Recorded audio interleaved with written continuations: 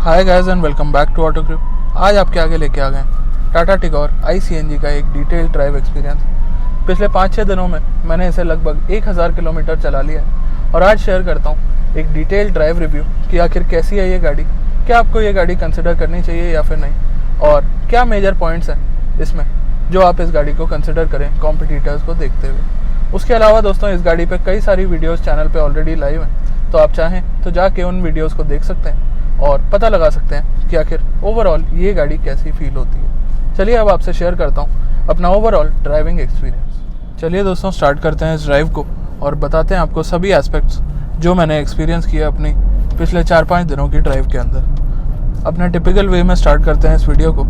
सबसे पहले बात करते हैं अर्गोनॉमिक्स की। तो अर्गोनॉमिकली अगर बात करी जाए तो यहाँ आप देख सकते हैं सभी चीज़ें इन प्लेस हैं। टच स्क्रीन सिस्टम के कंट्रोल्स हालांकि स्टीयरिंग पे दे दिए गए हैं, बट इन केस अगर आपको यूज़ करने पड़ते हैं तो ये भी रीच में रहते हैं। यहाँ पे आपका फॉग लैम्प का बटन लॉक अनलॉक, CNG और पेट्रोल में आप यहाँ से टॉगल कर सकते हैं, और बूट रिलीज़ के लिए यहाँ पे बटन दिया गया है। यहाँ पे ऑटोमेटिक क्लाइमेट कंट्रोल है, और उसके अलावा नीचे आप USB सॉकेट वगैरह देख सकते हैं। ओवरऑल सभी चीज़ें इन प्लेस हैं। हैंड ब्रेक है यहाँ पे, और यहाँ पे अगर आप देखेंगे तो एक छोटा सा कभी होल आपको प्रोवाइड करा दिया गया है। तो ओवरऑल यहाँ तक आपको कोई रीचेबिलिटी में दिक्कत नहीं आने वाली है। उसके अलावा बात करते हैं तो स्टीयरिंग में आपको टिल्ट एडजस्टमेंट दी गई है जो आप यहाँ से एडजस्ट कर सकते हैं, और लेफ्ट साइड में आपके आप देख सकते हैं वाइपर्स का थ्रो भी ठीक ठाक है, और राइट साइड में आपको ऑटो हेडलैम्प्स और ऑटो रेन सेंसिंग वाइपर्स भी यहाँ पे प्रोवाइड करा दिए गए हैं। यहाँ पे मिरर के अंदर एडजस्टमेंट प्रोवाइडेड है, और ORVMs के लिए यहाँ पे कंट्रोल आपको दे दिया गया है। 4 पावर विंडोज़ हैं, और अर्गोनॉमिकली कोई इशू गाड़ी के अंदर मेरे को फील नहीं हुआ। अब बात करते हैं विजिबिलिटी की।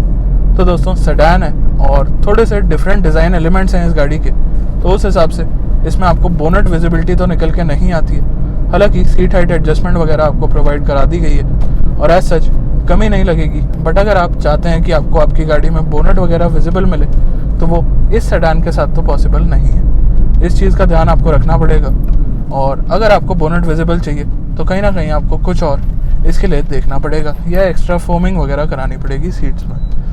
उसके अलावा बात करते हैं तो विजिबिलिटी में IRVM से पूरा ग्लास पीछे का विजिबल हो जाता है, प्लस रिवर्स कैमरा इस गाड़ी के अंदर प्रोवाइडेड है जिसकी क्वालिटी मैं अभी आपको आगे जाके चेक करा दूंगा।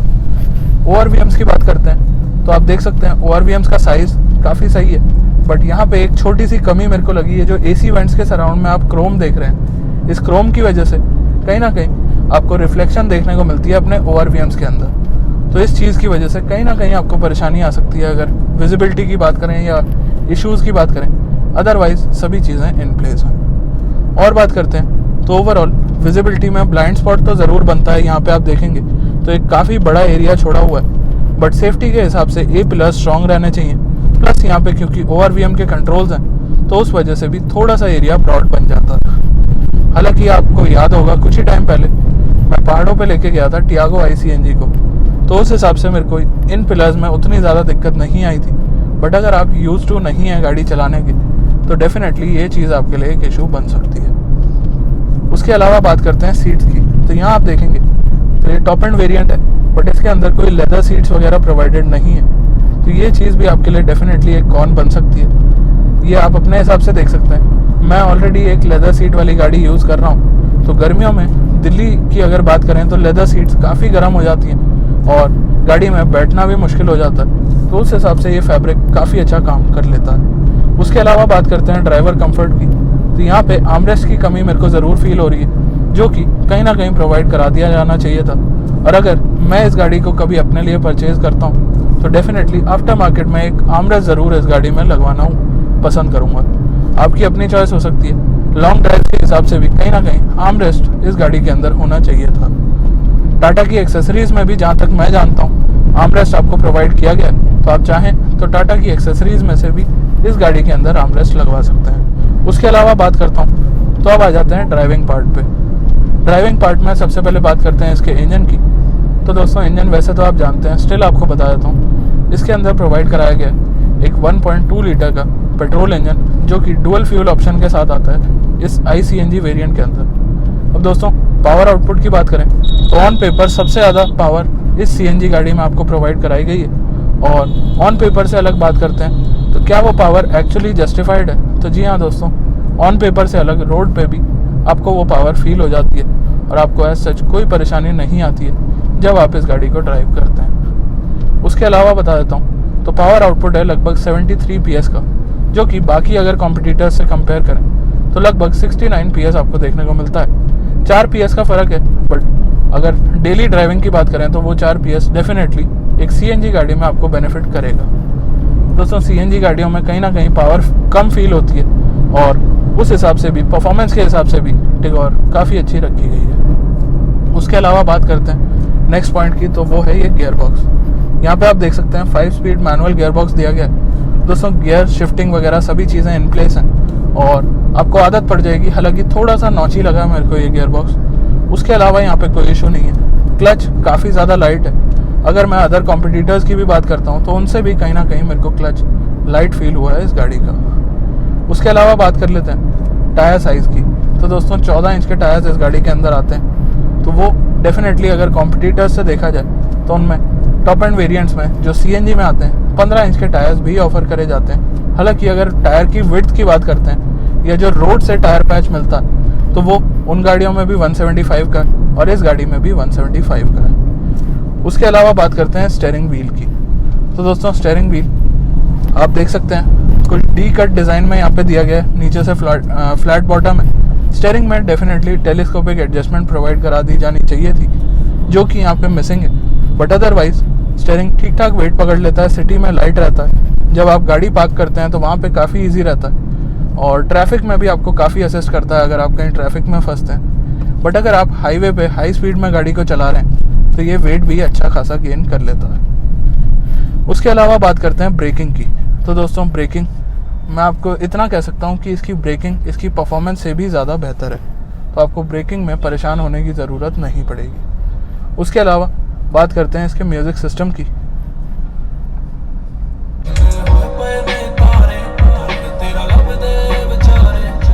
तो आप देख सकते हैं हरमन साउंड म्यूज़िक सिस्टम है। इससे ज़्यादा गाना मैं यहाँ पे नहीं सुना पाऊँगा due to copyright issues.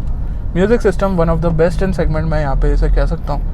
Harman tuning काफ़ी अच्छी करी गई है इस म्यूज़िक सिस्टम के अंदर। उसके अलावा जैसे अभी आप देख रहे हैं स्टॉप एंड गो ट्रैफिक में आप डेफिनेटली अपनी CNG गाड़ी हो या कोई सी गाड़ी हो आपको चलानी पड़ जाती है, तो यहाँ पे क्लच का ट्रैवल एक तो ज़्यादा डीप नहीं है, तो वो आपको असिस्ट करेगा। प्लस आपको अपने डायमेंशंस पता होनी चाहिए, अदरवाइज़ आपको बोनट विजिबिलिटी वगैरह ज़रूर यहाँ पे परेशान कर सकती है। उसके अलावा दोस्तों अब जैसे मैं ट्रैफिक में फंसा ही हुआ हूँ तो इस ट्रांसमिशन के बारे में एक दो चीज़ें आपको बता देता हूँ। ट्रांसमिशन की पेयरिंग और ओवरऑल ट्यूनिंग काफ़ी अच्छी करी गई है। अभी जैसे मैं आपको दिखाता हूँ, मैंने सेकंड गियर में गाड़ी को डाल दिया और गाड़ी है अराउंड 10 की स्पीड पे, तो यहाँ पे ट्रांसमिशन काफ़ी ज़्यादा सपोर्ट करता है आपको। और ट्रैफिक में अगर आपको सेकंड गियर में भी गाड़ी उठानी पड़ती है, अभी आप देख सकते हैं, तो सेकंड गियर मेरे को ईजीली परेशान नहीं कर रहा है। उसके अलावा अगर बात करते हैं तो दोस्तों ट्रांसमिशन के बारे में कुछ और डिटेल दे देता हूँ आपको। तो इसका फर्स्ट गियर आपको लगभग 45 की स्पीड तक ले जा सकता है, सेकंड गियर में 80 to 85 और थर्ड गियर में आपको 20 से लेके और 120 की स्पीड तक ये गाड़ी ले जा सकती है। तो दोस्तों ट्रैफिक में आपको अगर लगता है कि आपको बार बार गियर शिफ्ट्स वगैरह करने पड़ेंगे, तो वो परेशानी इस गाड़ी में आपको नहीं आएगी। आप चाहें तो फर्स्ट गियर और चाहें तो सेकंड गियर डाल के ईजिली अपनी गाड़ी को क्रूज़ कर सकते हैं। बाकी all depends on your driving कि आप किस तरह से गाड़ी ड्राइव करते हैं। ओवरऑल अगर बात करूं तो ये ट्रांसमिशन मेरे को काफ़ी ज़्यादा पसंद आया और स्टॉप एंड गो ट्रैफिक में तो नहीं, बट अगर माइल्ड ट्रैफिक कहीं मिलता है तो वहाँ पे थर्ड गियर डाल के एक ऑटोमेटिक वाली फीलिंग भी ये गाड़ी दे देती है। तो अब आ जाते हैं कंफर्ट पार्ट पे। ड्राइवर्स कंफर्ट तो मैंने आपको बता दिया था, पैसेंजर कंफर्ट की बात कर लेते हैं। तो कंफर्ट में 2-3 चीज़ें होती हैं जो मिल के आपको कहीं ना कहीं कंफर्ट का एहसास कराती हैं, और उसमें सबसे पहली चीज़ है जो गाड़ी का रोड पे कांटेक्ट बनाती है, वो है टायर्स। तो दोस्तों इस गाड़ी के अंदर 175 सेक्शन के टायर्स दिए गए हैं जो कि 14 इंच में। जैसा कि मैंने आपको अभी थोड़ी देर पहले भी बताया था, कॉम्पिटिटर्स के अंदर आपको 15 इंच के टायर्स देखने को मिल जाते हैं, बट कहीं ना कहीं टायर पैच सेम होने के कारण कंफर्ट लेवल सिमिलर ही रहते हैं। और अब बात करते हैं अपने नेक्स्ट एस्पेक्ट की, जो कि है इसके सस्पेंशन सेटअप। तो दोस्तों सस्पेंशन सेटअप में टाटा की डेफिनेटली तारीफ़ करना चाहूँगा। बाकी कॉम्पिटिटर्स से अगर बात करें या बाकी गाड़ियों से, बाकी ब्रांड से भी अगर मैं बात करूं, तो इनके सस्पेंशन सेटअप वाकई बेहतर निकल के आते हैं। चाहे आप कोई सी भी गाड़ी उठा के देख लें, नो मैटर वो इनकी एक एंट्री लेवल कार टियागो हो या फिर इनकी top and flagship car Tata safari हो। तो सस्पेंशन सेटअप ऑलवेज टाटा का अच्छा निकल के आता है। और बिल्ड क्वालिटी आप देख सकते हैं, बलिनो की आपके सामने थी इस टाइम, तो बिल्ड क्वालिटी का एहसास टाटा में आपको डेफिनेटली होता रहेगा। और दोस्तों एक्सीडेंट वगैरह जो होते हैं, इनका नाम ही एक्सीडेंट है, तो ये चीज़ें आपको बता के नहीं आती हैं। उस हिसाब से भी ये गाड़ी आपको सेफ रखेगी। 4 स्टार की सेफ्टी रेटिंग है इस गाड़ी की, और उसमें भी आपको कहीं ना कहीं जब क्रैश होता है तो 2 एयरबैग्स दिए गए हैं। अभी मेरे ख्याल बहुत ही जल्दी 6 एयरबैग्स का रूल आने वाला है। अच्छी बिल्ड ज़्यादा ज़रूरी होती है वैसे तो एयरबैग से, एक्टिव और पैसिव सेफ्टी जिसे बोला जाता है, तो उस हिसाब से भी ये गाड़ी आपको निराश नहीं करती है। और CNG मार्केट में अगर ऑप्शंस की बात करें तो सेफ ऑप्शन CNG मार्केट के अंदर अभी तक अवेलेबल नहीं था, बट यहाँ पे आपको प्रोवाइड करा दिया गया है। चलिए उसके अलावा बात करते हैं। तो सस्पेंशन सेटअप के बारे में मैंने आपको बता दिया था, अब बात कर लेते हैं सीट्स की। तो दोस्तों आगे की सीट्स मैंने आपको बता दिया, ठीक ठाक कंफर्टेबल है और यहाँ पे आपको कोई कमी नहीं लगती। प्लस अगर आप अप शिफ्ट डाउन शिफ्ट करते हैं तो वो तो चलाने वाले पर डिपेंड करता है कि पैसेंजर्स को कितना कंफर्ट मिल पा रहा है, बट रेयर सीट्स में डेफिनेटली टाटा थोड़ा इम्प्रूवमेंट कर सकता है, जिसमें आपको और बेटर अंडर थाई सपोर्ट वगैरह प्रोवाइड करा दिया जाए। उसके अलावा दोस्तों बात कर लेते हैं ग्राउंड क्लियरेंस की, क्योंकि इंडियन रोड्स के ऊपर आपको पता है कभी भी कहीं भी आपको रफ रोड का सामना करना पड़ सकता है। तो इस टाटा टिगोर की अगर स्पेसिफिकली बात करूं तो पेट्रोल इंजन के अंदर 177 mm की ग्राउंड क्लियरेंस और इस CNG के साथ आपको 165 mm की ग्राउंड क्लियरेंस देखने को मिलती है। तो दोस्तों ग्राउंड क्लियरेंस में आपको कोई खास परेशानी नहीं होगी, और अगर राइवल्स को भी देखते हैं तो लगभग इतने ही नंबर्स आपको वहाँ पे भी देखने को मिलते हैं। बाकी डिपेंड करता है गाड़ी पे कितना लोड है, कितने पैसेंजर्स के साथ आप गाड़ी चला रहे हैं और कैसी रोड कंडीशंस हैं। तो ग्राउंड क्लियरेंस में मैंने पर्सनली अभी तक इशू फेस नहीं किया है, और मैं इसी सेगमेंट की लगभग इसके कंपटीशन की ही गाड़ी चलाता हूँ, तो एक अंदाज़ा भी हो जाता है कि कितने लेवल्स पे ग्राउंड क्लियरेंस आपको सपोर्ट करेगी और कितने लेवल्स पे हो सकता है आपको गाड़ी टच हो जाए। तो उसका अंदाज़ा मेरे को हो गया, आप भी जैसे जैसे गाड़ी चलाएंगे आपको भी हो जाएगा। उसके अलावा बात करते हैं हाई स्पीड स्टेबिलिटी की। तो दोस्तों हाई स्पीड अभी तो मैं आपको नहीं दिखा सकता हूँ दिल्ली ट्रैफिक में, बट जितना मैंने एक्सपीरियंस किया मैं आपको बता देता हूँ। हाई स्पीड स्टेबिलिटी के अंदर गाड़ी पूरी तरह से कंट्रोल में रहती है, आपको सपोर्ट करती है। हालांकि जितनी स्पीड लिमिट हो उतने में ही चलाएं तो ज़्यादा बेहतर आपके लिए भी रहने वाला है और रोड पे चलने वाले और लोगों के लिए भी रहने वाला है। उसके अलावा बात करते हैं तो ओवरऑल दोस्तों गाड़ी एक अच्छा पैकेज बनाई गई है, और माइलेज का एस्पेक्ट आप सभी लोग जानना चाहते हैं, नो मैटर वो कौन सी गाड़ी है। और माइलेज एक ऐसा एस्पेक्ट है, आप 5 लाख की गाड़ी लें या 50 लाख की, माइलेज आप हमेशा देखते हैं। तो उस हिसाब से आपको कह सकता हूँ दोस्तों इस गाड़ी का माइलेज क्लेम जो है वो है अराउंड 26.4 किलोमीटर पर केजी। अब दोस्तों पर केजी ऑफ गैस में कंपनी का कहना है, ARAI का कहना है कि ये गाड़ी चलेगी 26.4 किलोमीटर। बट इससे पहले टियागो जो मैं ट्रिप पे लेके गया था, और इस पर्टिकुलरली अगर टिगोर की भी बात करें तो इस क्लेम्ड माइलेज से कहीं ज़्यादा माइलेज मैंने इससे अचीव करी है। अब या तो कंपनी का क्लेम गलत है या फिर मेरे चलाने का तरीका कुछ अलग है, ये दोनों ही बातें हो सकती हैं। बट इतना मैं आपको बता सकता हूँ कि अगर आप एक सही तरीके से गाड़ी चलाना जानते हैं तो डेफिनेटली आप 26 तो निकाल ही लेंगे। 26 से नीचे भी जा सकती है अगर ट्रैफिक ज़्यादा मिलता है। माइलेज का दोस्तों कुछ फिक्स नहीं रहता, depends on your driving, depends on the road conditions, depends on the traffic condition. तो इन चीज़ों को देखते हुए माइलेज मेरे को लगता है कि राइवल से बेहतर निकालने के केपेबल है ये गाड़ी। और सेफ्टी, CNG और माइलेज के साथ साथ अगर आपको एक ऐसा टाटा का प्रोडक्ट मिल रहा है तो मेरे हिसाब से कंसिडर तो डेफिनेटली करना चाहिए, चाहे आपको पसंद आए या ना आए, वो आपका एक पर्सनल मैटर है। तो अगर आप मार्केट में एक CNG सेडान या इवन CNG हैचबैक देख रहे हैं तो डेफिनेटली टेस्ट ड्राइव ज़रूर करिएगा टियागो या फिर टिगोर को। उसके अलावा एक और चीज़ बता देता हूँ जो थोड़ा सा मुझे पसंद नहीं आया इस गाड़ी के अंदर, वो है दोस्तों मैं टियागो ऑलरेडी काफ़ी ज़्यादा एक्सपीरियंस कर चुका हूँ और टिगोर चला रहा हूँ पिछले कुछ दिनों से। दोनों गाड़ियों के ड्राइविंग में आपको कोई खास फ़र्क फील नहीं होगा, इंटीरियर वगैरह सभी चीज़ें एग्जैक्टली सेम है, और आपको सेडान वाली फीलिंग काफ़ी कम आती है इन दोनों ही गाड़ियों में। हालांकि वो तो हैचबैक है तो वहाँ पे वो चीज़ इग्नोर करी जा सकती है, बट क्योंकि मैं एक Hyundai की इसी सेगमेंट की सब 4 मीटर सेगमेंट की CNG ही सेडान चलाता हूँ, तो कहीं ना कहीं यहाँ पे मैं सेडान वाली फीलिंग मिस कर रहा हूँ। अब दोस्तों एक पॉजिटिव पॉइंट बता देता हूँ आपको इसी का, सीट्स इसकी जो आगे की सीट्स हैं वो थोड़ी सी हाइट पे रखी गई हैं, प्लस उनमें सीट हाइट एडजस्टमेंट दे दी गई है, तो वो उस चीज़ की वजह से कहीं ना कहीं आपको थोड़ी कमांडिंग पोजीशन ज़रूर लगेगी इन गाड़ियों के अंदर। इसके अलावा दोस्तों एक बार आपको कैमरा दिखा देता हूँ। तो कुछ इस तरीके का कैमरा यहाँ पे प्रोवाइडेड है जो कि गाइडलाइंस के साथ आ रहा है। और फीचर्स की अगर बात करते हैं तो गाड़ी में वेल लोडेड फीचर्स हैं, ऐसी कोई कमी आपको नहीं लगेगी। प्लस अगर बात करता हूँ हैंडलिंग की, तो दोस्तों ओवरऑल हैंडलिंग गाड़ी की काफ़ी अच्छी है। ट्रैफिक में कटिंग की बात करें, चाहे हाई स्पीड के अंदर बात करें, ये गाड़ी आपको डेफिनेटली सपोर्ट करती है। और उस सपोर्ट करने में एक बहुत बड़ा हाथ है इसकी बिल्ड क्वालिटी का भी। बिल्ड क्वालिटी का पॉइंट क्यों आ रहा है दोस्तों, गाड़ी रोड से चिपक के चलती है क्योंकि गाड़ी के अंदर काफ़ी ज़्यादा वेट है। कॉम्पिटिटर्स से अगर आप बात करेंगे तो बिल्ड क्वालिटी के साथ साथ जब आप बिल्ड क्वालिटी बढ़ाते हैं किसी भी व्हीकल की तो गाड़ी का वेट ऑटोमेटिकली बढ़ जाता है, और यहाँ पे भी वही सेम एस्पेक्ट है। चलिए दोस्तों अब बात कर लेते हैं NVH लेवल्स की। तो नॉइज़, वाइब्रेशन और हार्शनेस, सबसे पहले बात करते हैं नॉइज़ की। तो दोस्तों ये सभी चीज़ें ड्राइवर के हाथ में होती हैं। हालांकि ये एक 3 सिलेंडर इंजन है तो डेफिनेटली 4 सिलेंडर वाली बात इसके अंदर नहीं आ सकती, बट स्टिल अगर आप सही से गाड़ी चलाना जानते हैं, RPMs मेंटेन करना जानते हैं, स्पीड्स मेंटेन करना जानते हैं, तो आपके लिए ये दिक्कत नहीं बनेगी। स्टिल आपको एक बार एक्सपीरियंस करने के लिए कोशिश करता हूँ मैं सेकेंड गियर पर गाड़ी को डाल दिया और थोड़े से हाई RPMs ले जाने की कोशिश करता हूँ। हालांकि दिल्ली जैसी जगह में स्पीड्स अचीव करना एक मुश्किल काम हो जाता है। तो यहाँ पे आप देखेंगे लगभग 2500 RPM पे मैं आ चुका हूँ, और 3000 RPM, 3500 RPM, 4000 RPM। दोस्तों इससे ज़्यादा RPM पे वैसे भी आप डेफिनेटली अपनी गाड़ी को नहीं ले जाएंगे।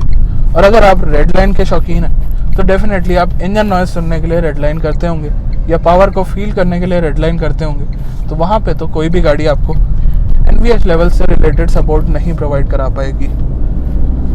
तो ओवरऑल अगर बात करी जाए नॉइज़ की, तो नॉइज़ लेवल्स 2500 RPM तक काफ़ी कंट्रोल्ड, काफ़ी मेंटेन्ड रहते हैं। बट जैसे ही 2500 RPM क्रॉस होता है तो नॉइज़ केबिन में आनी शुरू हो जाती है। वाइब्रेशन की अगर बात करें तो डिपेंड करता है आप क्लच और गियर कैसे टैकल करते हैं और कितनी आपको मैनुअल ट्रांसमिशन चलाने की आदत है, क्योंकि CNG के अंदर आपको ऑटोमेटिक के ऑप्शंस नहीं मिलते हैं। तो उस हिसाब से वाइब्रेशन है, डेफिनेटली है गाड़ी में। जब आप स्टार्ट करते हैं तो आपको पता लग जाएगा, फील हो जाएगा कि एक 3 सिलेंडर गाड़ी है। बट उससे अलग अगर बात करें तो मेरे हिसाब से वाइब्रेशन लेवल्स डेफिनेटली बाकी 4 सिलेंडर से अगर कंपेयर करें तो ज़्यादा है। बट बाकी अगर 3 सिलेंडर से बात करें तो ओवर द टाइम टियागो और टिगोर का जो ये 1.2 लीटर रेवोट्रॉन इंजन है ये रिफाइंड होता जा रहा है। और काफ़ी टाइम हो गया ऐसे लोगों ने ये वाली पर्टिकुलर इंजन के साथ गाड़ियाँ 1-1 लाख किलोमीटर टच कर दी हैं। तो ओवरऑल वाइब्रेशन डेफिनेटली है, बट वो परेशान करती है या नहीं करती है ये आप अपने लेवल्स के हिसाब से देख सकते हैं। अगर आप एक 4 सिलेंडर गाड़ी से स्विच करके इसे देखना चाह रहे हैं तो डेफिनेटली मैं आपको सजेस्ट करूँगा कि एक डिटेल्ड टेस्ट ड्राइव लें जिसमें आप इसके NVH लेवल ज़रूर नोट करें, क्योंकि 4 सिलेंडर चलाने के बाद 3 सिलेंडर हो सकता है आपको परेशान करे। बट ओवरऑल पावर जो यह गाड़ी आपको प्रोवाइड कराती है वो इसके 4 सिलेंडर इंजन वाले कॉम्पिटिटर्स भी आपको नहीं देते हैं। तो ये नोट करने वाला एस्पेक्ट है। उसके अलावा अगर बात करते हैं तो टर्निंग रेडियस यहाँ पे आप देख सकते हैं। तो सब 4 मीटर गाड़ी है और टर्निंग रेडियस की यहाँ पे कोई दिक्कत नहीं है। प्लस स्टीयरिंग का एस्पेक्ट मैं आपको बता ही चुका हूँ। अब फाइनली आपको एक बार पिकअप दिखा देते हैं। स्पीडोमीटर पे वॉच रखिएगा तो ये आप देख सकते हैं सेकंड गियर में है गाड़ी। नॉइज़ भी आप सुन सकते हैं। 5000 RPM, 70 की स्पीड, और ओवरऑल स्पीड्स वगैरह के हिसाब से ब्रेकिंग आपने नोट करी तो यहाँ पे परफॉर्मेंस और ब्रेकिंग में आपको काफ़ी अच्छी लगेगी ये पर्टिकुलर गाड़ी। मुझे ओवरऑल गाड़ी ये काफ़ी अच्छी लगी। और कॉम्पिटिटर्स से अगर सम अप करना चाहूँ इस गाड़ी को तो इसके 2-3 पिलर्स हैं कि आप इस गाड़ी को क्यों कंसिडर करें। पहला पिलर है दोस्तों परफॉर्मेंस। इतनी परफॉर्मेंस आपको CNG कॉम्पिटिटर्स में नहीं मिलती है।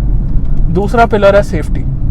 दोस्तों इतनी सेफ्टी आपको CNG ऑप्शंस में नहीं मिलती है। तो अगर आपको एक सेफ CNG कार चाहिए तो डेफिनेटली आपको इसी गाड़ी पर रुकना पड़ेगा, या आप अपने यूज़ के हिसाब से देख सकते हैं। आप चाहें तो टियागो भी कंसिडर कर सकते हैं। बूट रिक्वायरमेंट या फैमिली रिक्वायरमेंट के हिसाब से डिसाइड कर सकते हैं। और तीसरा पिलर जो है दोस्तों कहीं ना कहीं है इसकी माइलेज। अब दोस्तों माइलेज क्लेम तो डेफिनेटली मैं जानता हूँ कि टाटा और ARAI दोनों ही इसकी माइलेज कम क्लेम कर रहे हैं। सिर्फ मैं ही नहीं दोस्तों, YouTube पे मैंने और कई सारे वीडियोस चेक करे हैं। काफ़ी लोग इस गाड़ी से इसके क्लेम से ज़्यादा माइलेज अचीव कर पा रहे हैं। और ऐसा भी नहीं है कि 26 का क्लेम है तो 27 की माइलेज निकाल दी। काफ़ी लोगों ने इससे 30+ की माइलेज भी अचीव करी है, इंक्लूडिंग मी। तो ये सभी चीज़ें देखते हुए अगर ये पॉइंट्स आपकी कंसिडरेशन में है तो आप इस गाड़ी की तरफ अपनी नज़र बना सकते हैं। चलिए दोस्तों आज के वीडियो में बस इतना ही। मिलता हूँ बहुत जल्द एक नई वीडियो के साथ, तब तक के लिए धन्यवाद।